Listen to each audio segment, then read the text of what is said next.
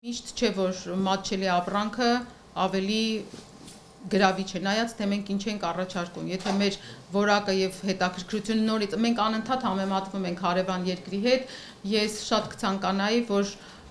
մեր քաղաքականության մեջ համեմատվելու փոխարեն մենք հասկանայինք մենք ինչ ունենք առաջարկելու եւ ոչ թե անընդհատ ավելի էժան ենք, ավելի մատչելի ենք, այլ ընդհակառակը փորձենք տարբերվել, բայց այս պահին ես կարող եմ ասել, որ մի քիչ չափազանցված է այդ ինֆորմացիան, որովհետև երբ որ ես խոսում եմ հենց կոնկրետ արտասահմանից եկող այն կամ արտասահմանցիների հետ, ովքեր որ այստեղ որոշակի ծրագրեր են ուզում իրականացնել, իրենք հենց խոսում են այստեղ շատ ավելի մատչելիության։ Եթե նույնիսկ ինտերնետում փնտրեք Հայաստանի մասին տեղեկատվություն, ուրեմն հիմնականում համեմատում են ռեգիոնալ, օրինակ բլոգերները շատ կան, որոնք ասենք եկել են այստեղ, Ադրբեջան, Հայաստան եւ Վրաստան են շրջել եւ սկսում են համեմատել եւ այստեղ գրում են, այս մի կատեգորիայում հաղթողը Հայաստանն է, այս կատեգորիայում հաղթողը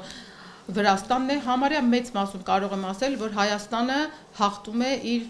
մատչելիությամբ, կարող է շատ տարօրինակ բան եմ ասում, անալիզը դեռ շատ մանրամասն չի արված, բայց այսօր դա փաստ է, եթե հետաքրքրի կարող ենք նույնիսկ այդ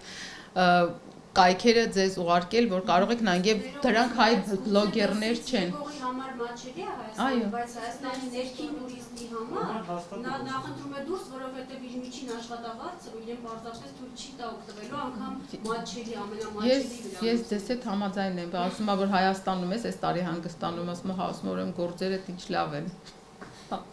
Հասկանում եմ։